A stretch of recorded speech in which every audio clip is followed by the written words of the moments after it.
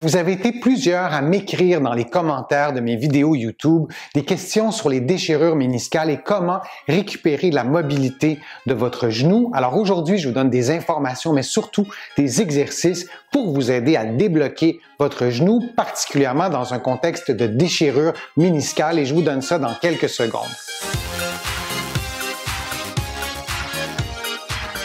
Je suis Denis Fortier. Si vous êtes nouveau ici sur ma chaîne YouTube, je vous conseille de vous abonner en cliquant sur le coin inférieur droit de l'écran. Je vous invite aussi à activer les notifications pour être informé des nouvelles vidéos que je vais publier.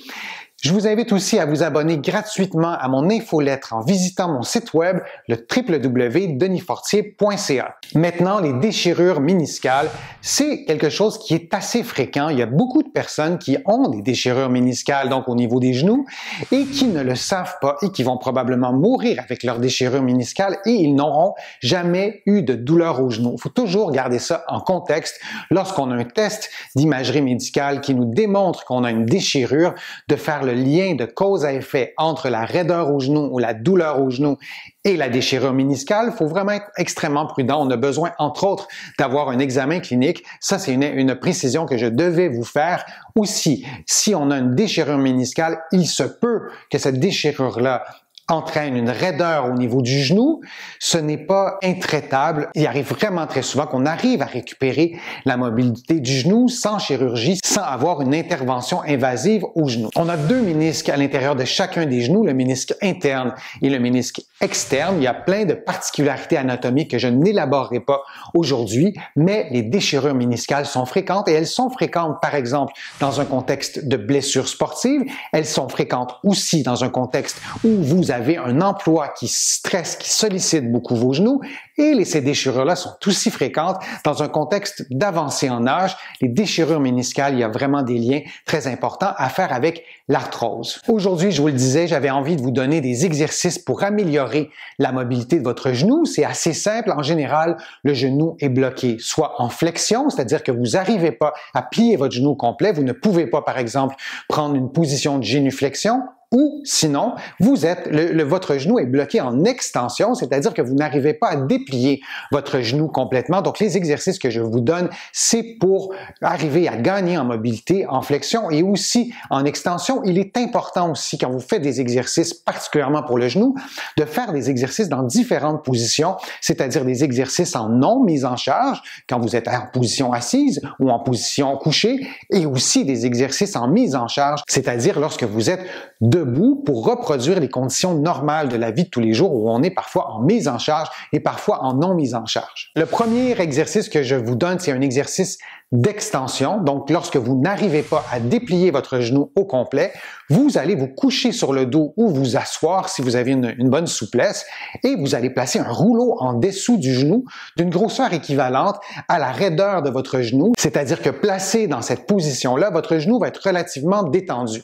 Et l'exercice consiste à pousser avec votre genou dans la serviette, doucement, c'est pas un effort maximal qu'on veut faire, mais un effort sous-maximal. Vous poussez pendant 3 secondes et vous relâchez. Vous répétez ce mouvement-là de 5 à 10 fois, puis graduellement, si c'est possible, vous réduisez la grosseur du rouleau pour pouvoir aller un petit peu plus loin, pour pouvoir pousser davantage ou aller un peu plus bas et graduellement, vous réduisez au maximum la grosseur du rouleau pour arriver, espérons-le, à faire l'exercice directement sur le plancher. L'autre exercice que je vous donne, c'est sensiblement le même exercice, mais plutôt que de le faire au sol, vous allez le faire adossé au mur. Vous allez donc vous adosser au mur, vous allez placer cette serviette roulée derrière votre genou et vous allez faire le même exercice, c'est-à-dire d'essayer d'écraser la serviette et graduellement vous réduisez la grosseur du rouleau pour pouvoir déplier votre genou complètement contre le mur. Vous répétez une dizaine de fois, vous pouvez faire 3 séries. Vous adaptez toujours les paramètres des exercices que je vous donne, c'est bien important. Moi, je vous donne une suggestion de paramètres, mais c'est à vous à les adapter à vos capacités physiques, à la raideur et à la douleur.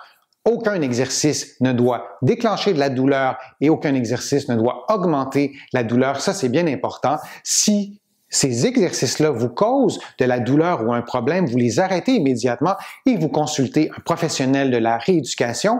Si vous êtes en France, vous visitez le site de l'Ordre des masseurs kinésithérapeutes et si vous êtes au Québec, vous visitez le site de l'Ordre professionnel de la physiothérapie du Québec. L'autre exercice que je vous donne, c'est un exercice complémentaire au premier. À partir du moment que vous allez avoir gagné de l'extension avec l'exercice du rouleau, vous allez faire cet exercice complémentaire-là qui est le lever de la jambe tendue. Complètement couché sur le dos, idéalement sur le plancher. Vous pouvez le faire aussi dans votre lit, ce qui n'est pas l'idéal, mais c'est possible de le faire.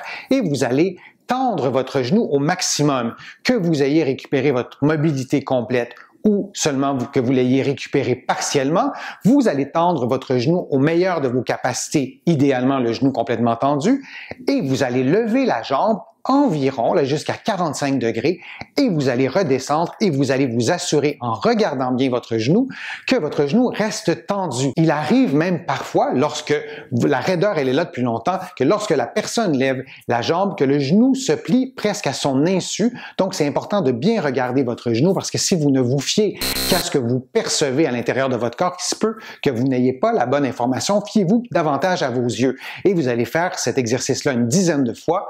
Vous répétez 3 séries. Lorsque tout ça sera facile à faire, vous pouvez mettre un petit poids à la cheville pour voir si avec une certaine charge au niveau de la cheville, si vous arrivez à maintenir cette extension complète-là de votre genou en levant la jambe. L'exercice suivant, c'est un exercice de flexion. Donc, le mouvement inverse de l'extension, vous allez vous placer au sol et vous allez plier votre genou lentement dans la mesure du possible jusqu'à ce que vous arriviez à une résistance. La résistance peut être musculaire, vous pouvez sentir que ça bloque dans votre genou, vous ne poussez pas outre mesure, vous vous rendez jusqu'à la résistance et vous relâchez.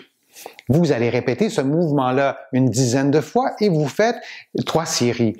Ce qu'on souhaite, c'est qu'en effectuant le mouvement, vous puissiez aller un peu plus loin, mais encore une fois, on fait ça graduellement, on ne fait rien de brusque et on attend au fil des jours pour voir si on arrive à bouger davantage. L'exercice suivant est complémentaire à l'exercice de flexion précédemment démontré. Vous allez cette fois vous coucher sur le ventre et vous allez plier votre genou.